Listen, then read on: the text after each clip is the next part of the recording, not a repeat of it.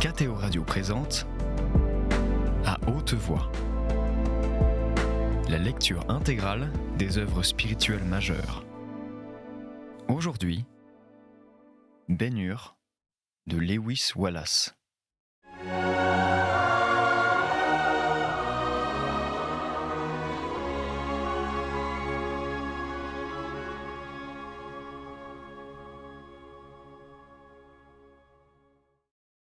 Ils prirent la croix et la portèrent à l'endroit où elle devait être dressée, puis ils la plantèrent dans le trou préparé, et le corps du Nazaréen s'affaissa lourdement, retenu seulement par ses mains ensanglantées. Toutefois, aucun cri ne s'échappa de sa bouche, mais seulement cette exclamation, la plus divine de toutes celles qui frappèrent jamais des oreilles humaines. « Père, pardonne-leur. Ils ne savent pas ce qu'ils font. » La croix s'élevait maintenant au-dessus de tous les autres objets visibles. Elle se détachait nettement sur le ciel. Un cri de joie la salua, et tous ceux qui pouvaient discerner les paroles écrites sur l'écriteau, placées au-dessus de la tête du Nazaréen, se hâtaient de les déchiffrer. Aussitôt que quelques-uns eurent lu l'inscription, ils la communiquèrent autour d'eux, et bientôt l'air retentit des cris 1000 fois répétés de « Roi des Juifs ! Salut, roi des Juifs !» Le pontife, qui comprenait mieux qu'eux la portée de cette inscription, essaya de protester contre elle, mais sans succès. Et celui qui considérait de ses yeux mourants la cité de ses pères étendue à ses pieds, cette cité qu'il avait si ignominieusement rejetée, conserva jusqu'au bout son titre, affiché aux yeux de la foule. Le soleil approchait rapidement du zénith, les pentes arides des collines brillaient sous ses rayons, et les montagnes plus éloignées se paraient de teintes violettes. Dans la cité, le temple, les palais, les tours semblaient se hausser encore dans cette clarté sans rivale, comme s'ils devinaient combien étaient fiers d'eux tous ceux qui, du haut de la colline, tournaient le regard de leur côté. Tout à coup, le ciel et la terre s'obscurcirent, faiblement d'abord, comme si le jour baissait imperceptiblement, ou comme si, le crépuscule se trompant d'heure, le soir succédait au plein midi. L'obscurité allait croissant, et bientôt l'attention générale se porta sur elle.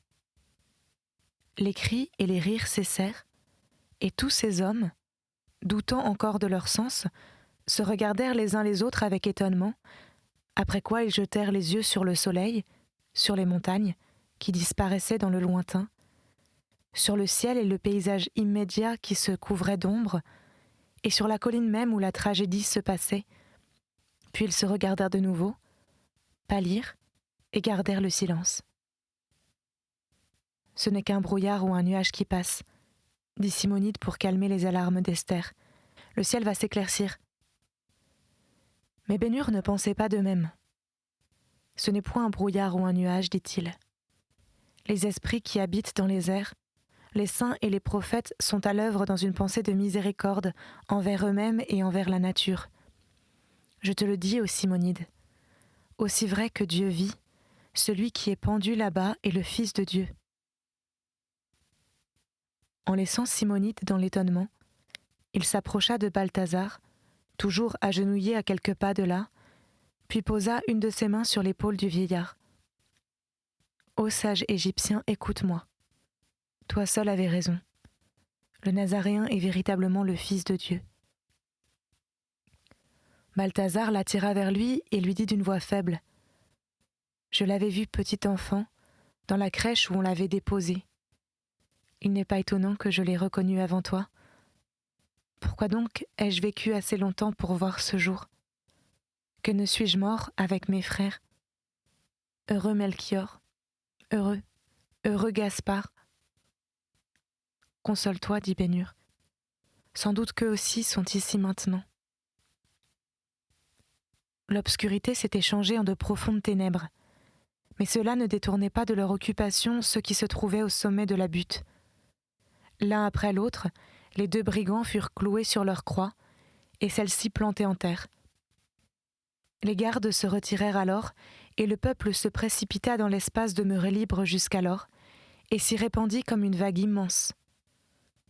Tous ces hommes se poussaient et se disputaient les premières places, sans cesser pour cela d'adresser des ricanements, des injures et des outrages aux Nazaréens. « Si tu es le roi des Juifs, sauve-toi toi-même », vociférait un soldat. « En vérité, disait un prêtre, s'il descend vers nous en ce moment, nous croirons en lui. » D'autres secouaient gravement la tête en disant « Il voulait détruire le temple en 3 jours et le rebâtir, et il ne peut se sauver lui-même. » Ou encore « Il s'est appelé le Fils de Dieu. Voyons si Dieu le délivrera maintenant. » Qui dira toute la puissance des préjugés ? Le Nazaréen n'avait jamais fait de mal à ce peuple. La plus grande partie de ceux qui le contemplaient maintenant ne l'avaient jamais vu avant cette heure de malheur. Et cependant, contradiction étrange, ils l'accablaient de malédictions et accordaient toute leur sympathie aux 2 brigands.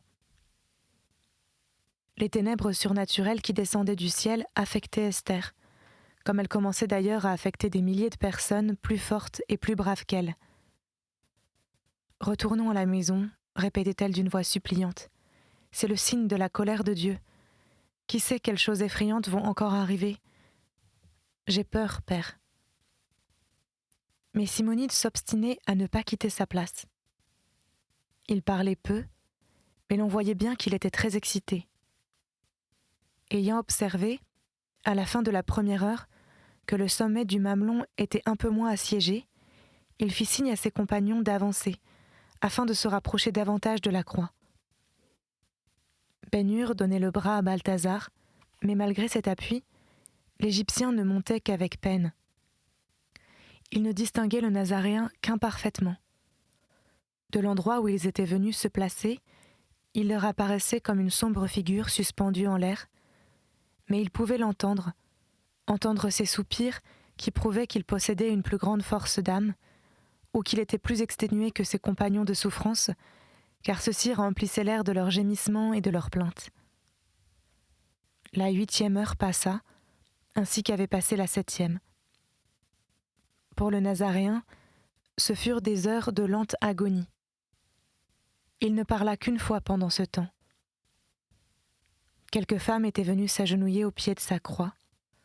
Parmi elles, il reconnut sa mère, et avec elle le disciple qu'il aimait. « Femme, dit-il en élevant la voix, voilà ton fils. » Puis il dit au disciple, « Voilà ta mère. » La 9e heure arriva, et la multitude houleuse entourait encore la colline, à laquelle elle semblait être attachée par quelque étrange attraction, ou probablement la nuit qui avait pris la place du jour entrait pour une grande part. Tout le peuple était plus calme qu'auparavant. Cependant, on entendait de temps à autre, dans l'obscurité, de grands cris, comme si des compagnies entières s'appelaient et se répondaient. On aurait pu remarquer également que ceux qui s'approchaient du Nazaréen arrivaient silencieusement devant sa croix, le regardaient sans mot dire et s'en retournaient d'eux-mêmes. Pendant ce temps, les doutes de Ben-Hur ne s'étaient pas réveillés une seule fois. Une paix parfaite demeurait en lui. Il priait simplement que la fin vînt bientôt. Il comprenait ce qui se passait dans le cœur de Simonide. Il savait qu'il hésitait encore à croire. Il voyait sur son visage qu'il était en proie à de graves réflexions.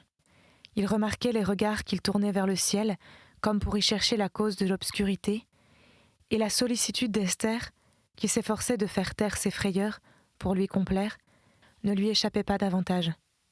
« N'aie pas peur, ma fille, » disait le marchand, « mais reste à veiller avec moi. Tu pourrais vivre 2 fois la durée de ma vie et ne rien voir qui soit d'un intérêt égal à ceci, et peut-être aurons-nous encore d'autres révélations. Restons, jusqu'à ce que tout soit terminé. » Lorsque la 9e heure fut à moitié passée, quelques hommes des basses classes du peuple, des misérables vivant dans des tombeaux avoisinant la ville, vinrent se placer devant la croix centrale. « C'est là le nouveau roi des Juifs, » dit l'un d'eux. « Nous te saluons, roi des Juifs, » se mirent à crier les autres. Comme ils ne recevaient aucune réponse, ils avancèrent encore plus près. « Si tu es le roi des Juifs, descends maintenant de la croix. » En entendant cela, un des brigands cessa de gémir et cria au Nazaréen : « Oui, si tu es le Christ, sauve-toi toi-même et nous aussi. » Le peuple groupé tout alentour se mit à rire et à applaudir. Mais pendant qu'ils attendaient ce qu'il répliquerait, on entendit l'autre malfaiteur dire au premier : « Ne crains-tu point Dieu ? Nous souffrons ce que nos crimes méritent, mais celui-ci n'a fait aucun mal. » Les assistants furent étonnés de cela, et au milieu du silence qui suivit, le second brigand parla encore, mais cette fois, il s'adressait au Nazaréen. « Seigneur, lui disait-il, souviens-toi de moi quand tu seras entré dans ton royaume. » Simonide tressaillit. Quand tu seras entré dans ton royaume. C'était là le point qui causait ses doutes, le point qu'il avait si souvent discuté avec Balthazar. « L'as-tu entendu ? Lui dit Bénur. Le royaume ne peut être de ce monde. Ce témoin dit que le roi va y entrer, et moi j'ai entendu la même chose dans mon rêve. Tais-toi, s'écria Simonide, plus impérieusement qu'il n'avait jamais parlé à Bénur. Tais-toi, je te prie. Si le Nazaréen allait répondre. Il parlait encore, qu'en effet le Nazaréen répondait d'une voix claire, et avec un accent de parfaite confiance. Je te le dis en vérité, tu seras aujourd'hui avec moi dans le paradis. Simonide attendit un moment, afin de savoir si ce serait là tout, puis il joignit ses mains et dit : « C'est assez, Seigneur. L'obscurité s'est dissipée. Je vois avec d'autres yeux. Je vois comme Balthazar, avec les yeux d'une parfaite foi. » Le fidèle serviteur recevait enfin sa récompense. Son corps débile ne serait peut-être jamais rendu à la santé. Le souvenir des souffrances qui avaient abreuvé sa vie d'amertume pourrait ne pas lui être enlevé, mais une vie nouvelle venait soudain de lui être révélée, avec l'assurance qu'il y aurait part, une vie nouvelle qui se trouvait au-delà du temps présent et qui s'appelait le paradis. Là, il trouverait le royaume qu'il avait rêvé et son roi. Une paix parfaite descendait en lui. La respiration du Nazaréen devenait plus pénible. Ses soupirs se changeaient en râles. Il n'y avait encore que 3 heures qu'il était sur la croix, et déjà il s'en allait mourir. La nouvelle s'en répandit d'un homme à l'autre, jusqu'à ce que chacun sur la montagne en eût été informé. Alors tout se tut. La brise tomba. Une vapeur étouffante s'ajouta à l'obscurité.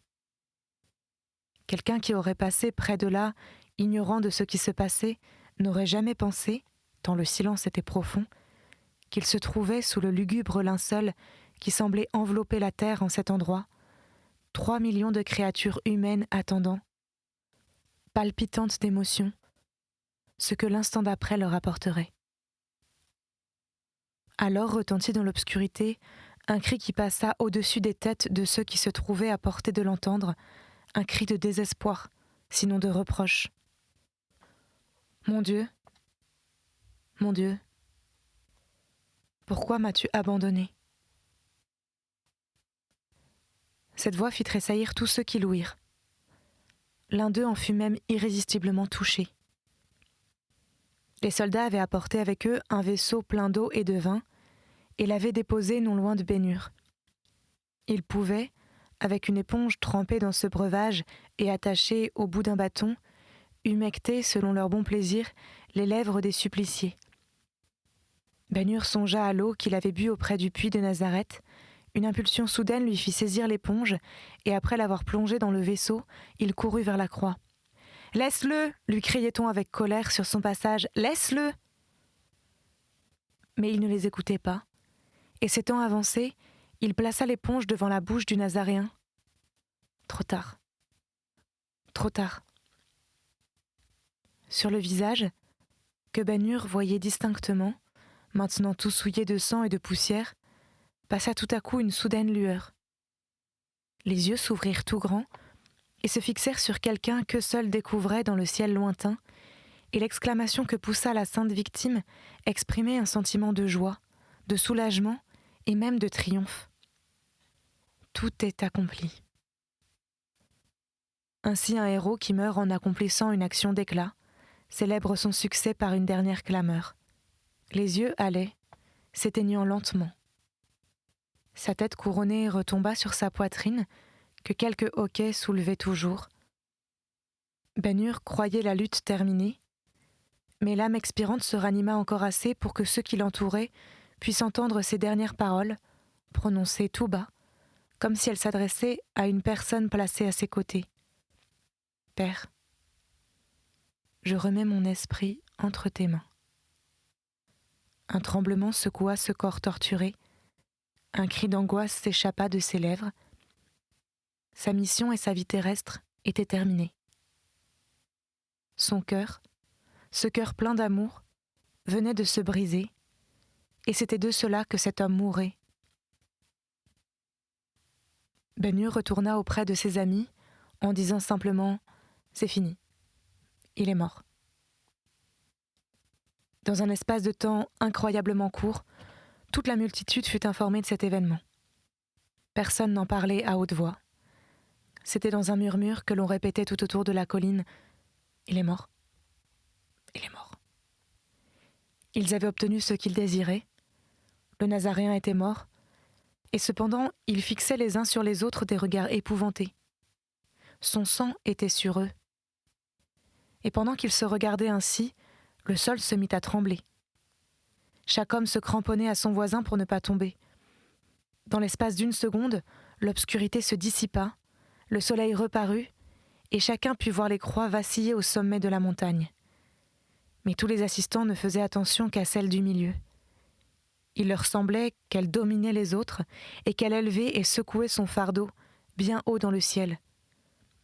Et tous ceux qui avaient insulté le Nazaréen, ceux qui avaient réclamé sa crucifixion, qui avaient fait partie de sa suite depuis la ville, et qui dans leur cœur avaient désiré sa mort, et dans la foule ils étaient 10 pour 1, tout cela sentait qu'ils étaient individuellement menacés, et que s'ils voulaient sauver leur vie, il leur fallait fuir le plus vite possible la colère du ciel.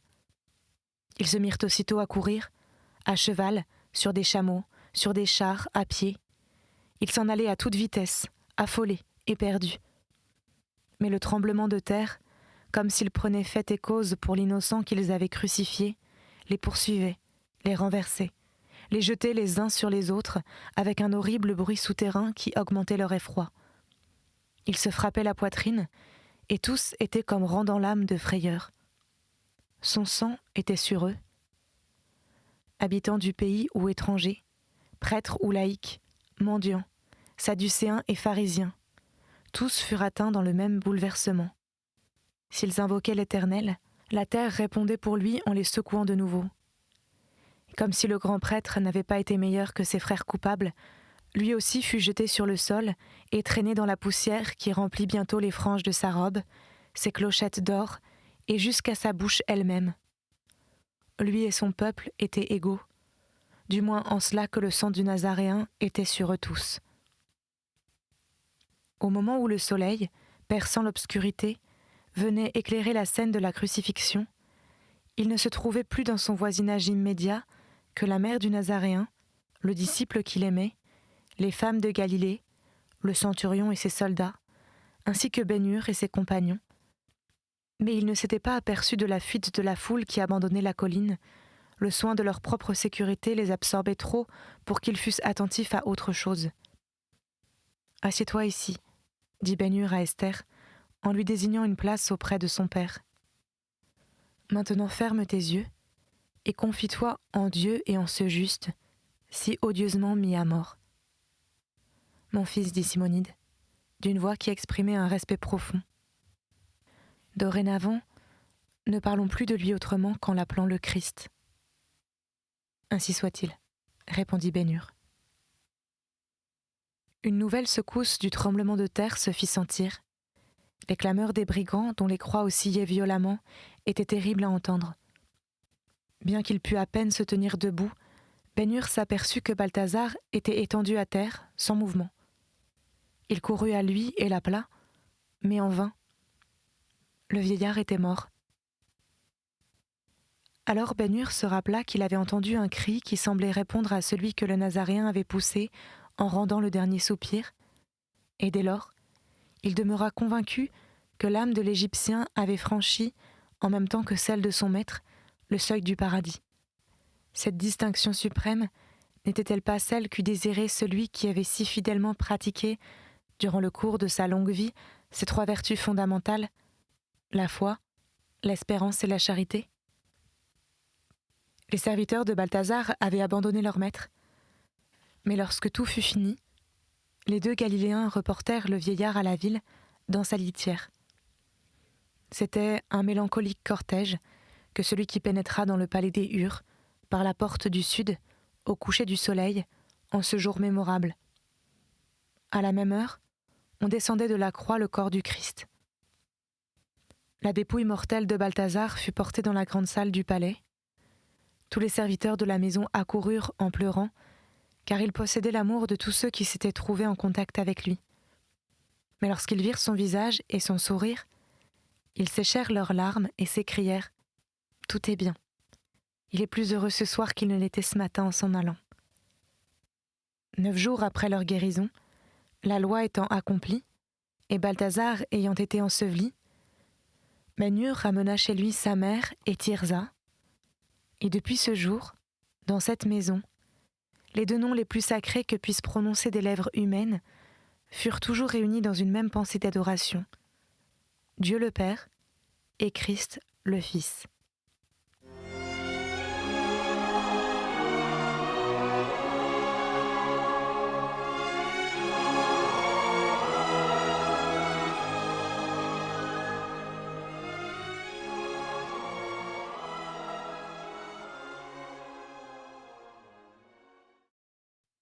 Épilogue. 5 ans après ces événements, Ben-Hur apprit la mort de Messala, tué par sa maîtresse, qu'il avait abominablement traitée. Simonide vécut jusqu'à un âge très avancé. En la 10e année du règne de Néron, il quitta la direction de la grande maison de commerce d'Antioche, mais jusqu'à la fin, il conserva un jugement sain, un cœur chaud, et vit réussir ses entreprises. Un soir de cette année-là, il était assis dans son fauteuil, sur la terrasse de l'entrepôt. Ben-Hur, Esther et leurs 3 enfants se trouvaient auprès de lui. Le dernier de ses vaisseaux se balançait sous ses yeux, amarré au bord de la rivière. Tous les autres venaient d'être vendus. Durant le long intervalle qui séparait ce jour-là de celui de la crucifixion, un seul chagrin les avait troublés. La mère de Ben-Hur était morte. Mais leur douleur eût été bien plus grande sans leur foi en Christ. Le bateau mentionné plus haut était arrivé la veille, apportant la nouvelle que Néron commençait à persécuter les chrétiens de Rome, et ils en causaient ensemble, quand Malluc, qui était toujours à leur service, s'approcha de Ben-Hur, auquel il remit un paquet. « Qui donc l'a apporté ?» demanda ce dernier, après avoir pris connaissance de son contenu. « Un Arabe. »« Où est-il » ? Il est reparti immédiatement. « Écoute-moi, » dit Ben-Hur en se tournant vers Simonide, auquel il se mit à lire à haute voix la lettre qu'il venait de recevoir. « Moi, Hilderim, fils d'Hilderim le généreux et cheikh de la tribu d'Hilderim, à Juda, fils de Hur. Sache, ô ami de mon père, combien mon père t'aimait. Lis ce qui suit et tu le sauras. Sa volonté est la mienne, ainsi ce qu'il te donna t'appartient. J'ai reconquis tout ce que les Parthes lui avaient enlevé, dans la grande bataille où ils le tuèrent. C'est écrit. Et d'autres choses encore, parmi lesquelles tous les descendants de cette Myra qui fut, en son temps, la mère de tant d'étoiles. La paix soit avec toi et avec tous les tiens. Cette voix du désert est la voix d'Hilderim, cheikh. Ben-Hur déroula ensuite un rouleau de papyrus, aussi jaune qu'une feuille de mûrier sèche, et lut. Hilderim, surnommé le généreux, cheikh de la tribu d'Hilderim, au fils qui me succédera. Tout ce que je possède, ô mon fils, sera à toi. Au jour où tu prendras possession de mon héritage, à l'exception de cette propriété, située près d'Antioche et connue sous le nom de Jardin des Palmes. Elle sera au fils de Hur, qui nous a procuré une si grande gloire dans le cirque, à lui et à ses descendants, à perpétuité. Ne déshonore pas ton père.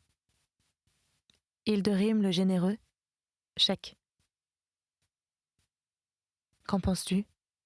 Demanda Ben-Hur à Simonide. Esther prit les papyrus des mains de son mari et les relut en souriant. Simonide restait silencieux. Ses yeux étaient fixés sur son bateau, mais il réfléchissait.